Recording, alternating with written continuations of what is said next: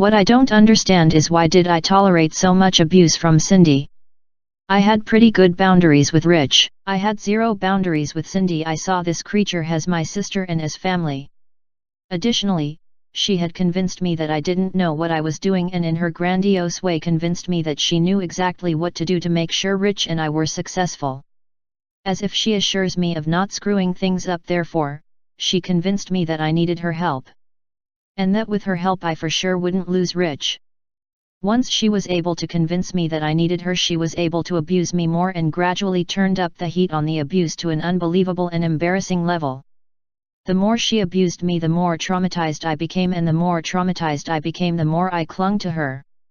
My nervous system began to go through the roof. This is dangerous because I couldn't calm down enough to think straight anymore. This is sick. At this point I started going to some quack counselor to help me not react, and she decides to teach me how to close off my reptilian part of the brain so I didn't react.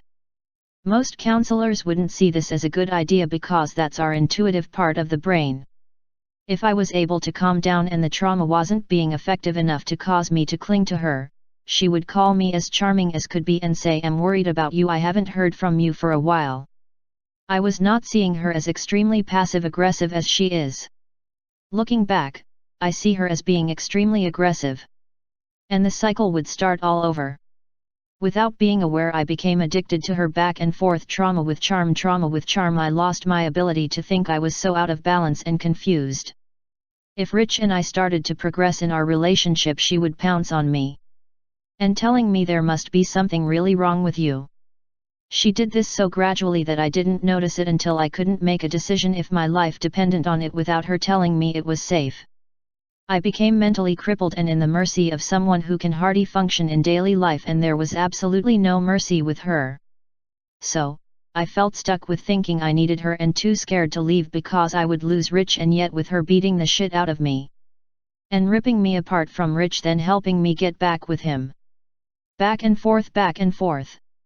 I didn't know which end was up or down. To top it off, she was gaslighting me the entire time.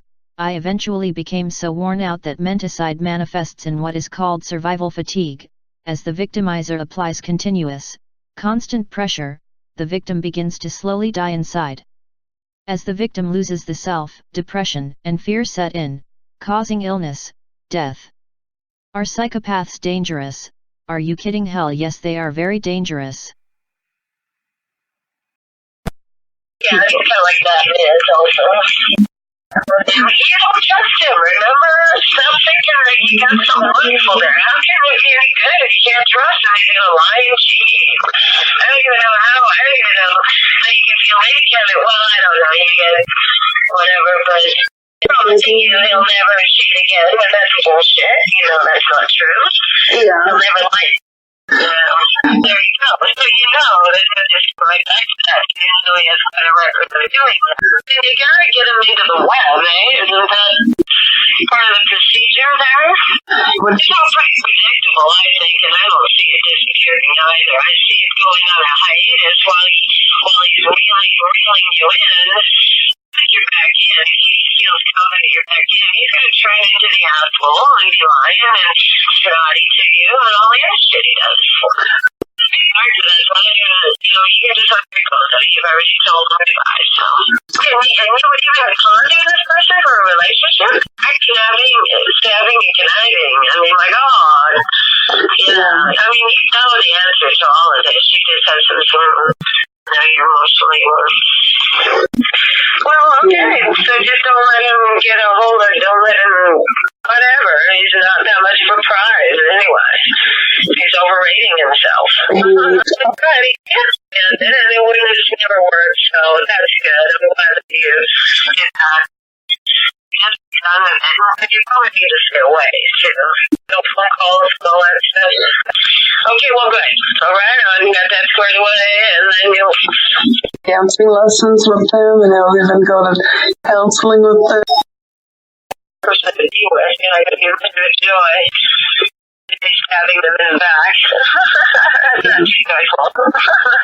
Anyway, I'm going to get back to my movie, so I'm glad to hear that you did. Yeah, he's kind of like bad news also. You don't trust him, remember? Stop thinking you got something wonderful there. How can it be any good if you can't trust him? He lies and cheats. I don't even know how you can feel any kind of. He tells you he will never cheat again. Well, that's bullshit. You know that's not true. So, you know he will just go right back to that. When he's got a clear record of doing that. I mean, you gotta get them in the web. Isn't that part of the procedure there? He's going to try to be the asshole and lying. Snotty to you and all the other shitty stuff he does to you. Well, you already told him goodbye, so good. You were contemplating this person for a relationship. Stabbing and canaving, I mean, my god. I mean, you know the answer to all of this. You were just emotional. Well, okay, so just don't let him get a hold of you either. Don't let him whatever. He's not that much of a prize anyway. He's overrating himself. Just would have never work anyway, so that's good. I'm glad to see that you did that. You probably need to stay away too, no phone calls and all that stuff. Well, okay, got that squared away. Well, anyway, I gotta get back to my movie. So I am glad to hear that you did that.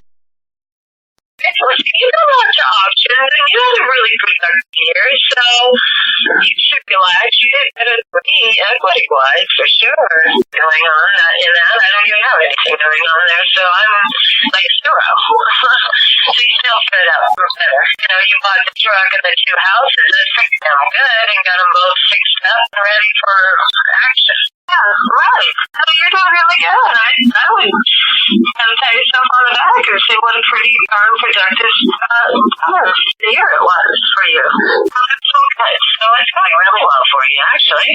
So that's good. It's gonna be a relief to get right out of there. I mean, my God. So it's not really disturbing. So you can help find it better, or there's something really, really wrong. Well, you should fucking roll up in a while and just sit there and meditate and think about the weird behavior you do sometimes. And you want to start this for it. You don't really need a psychiatrist. You just need a bull.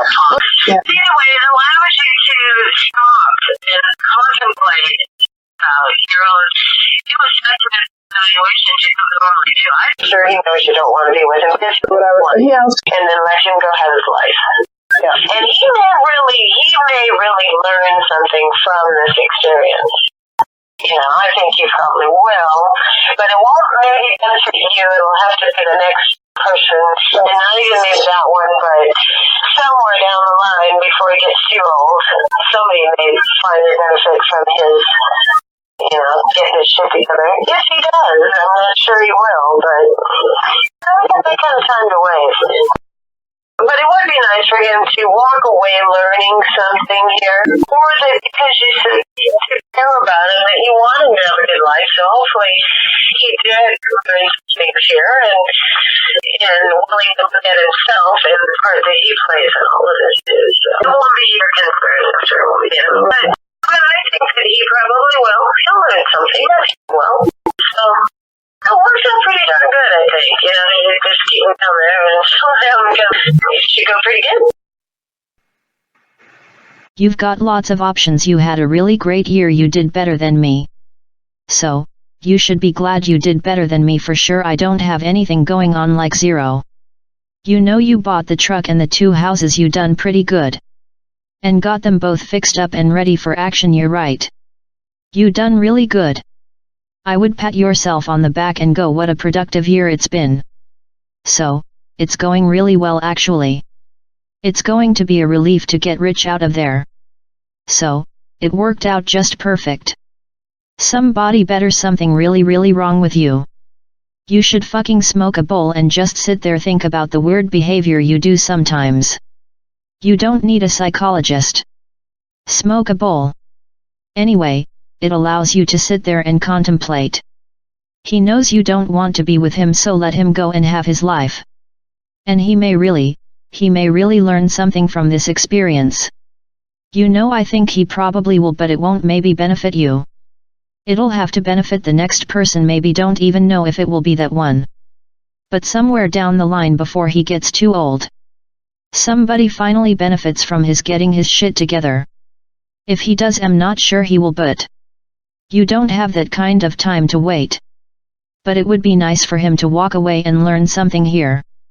Because you care about him and you want him to have a good life. And hopefully he does learn some things here.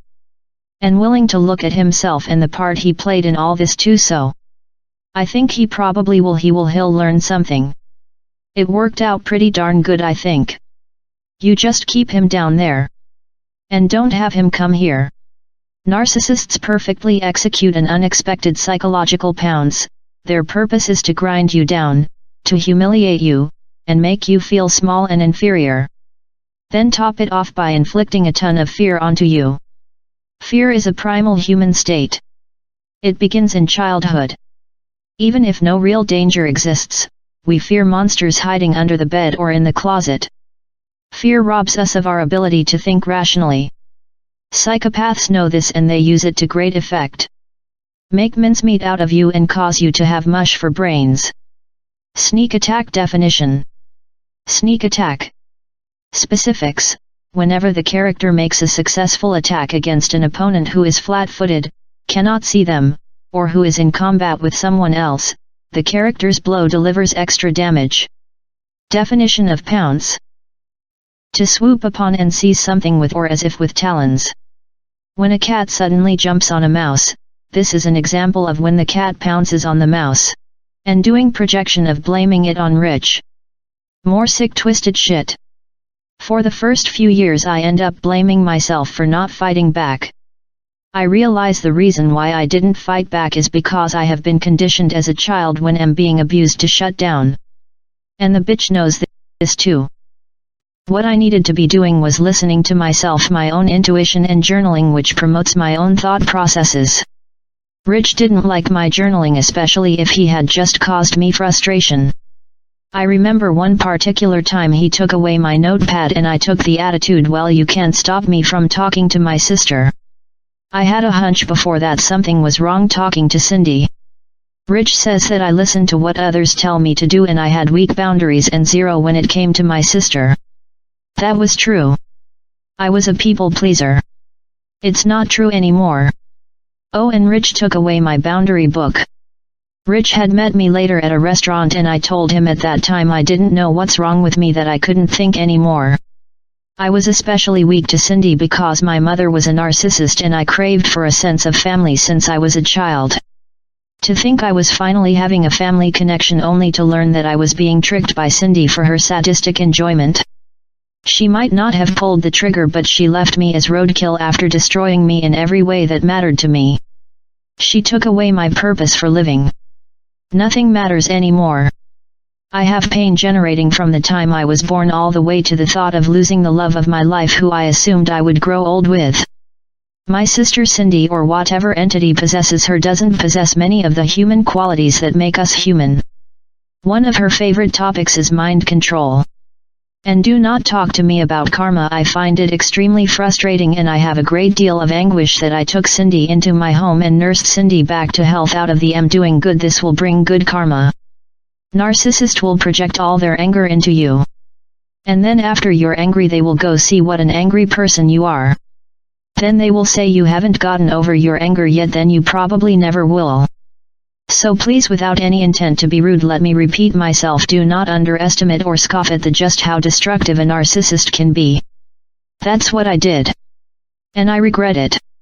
Watch these 3 occurrences that happened over the 3 years that Cindy was portraying herself as my lifeline. I can't believe I didn't see it, but I didn't see it. Maybe my focus was on Rich and narcissist love to triangulate just for that reason, and maybe because I didn't think that there were people that get pleasure out of hurting others, and if we're such people they're all locked up, right? Wrong.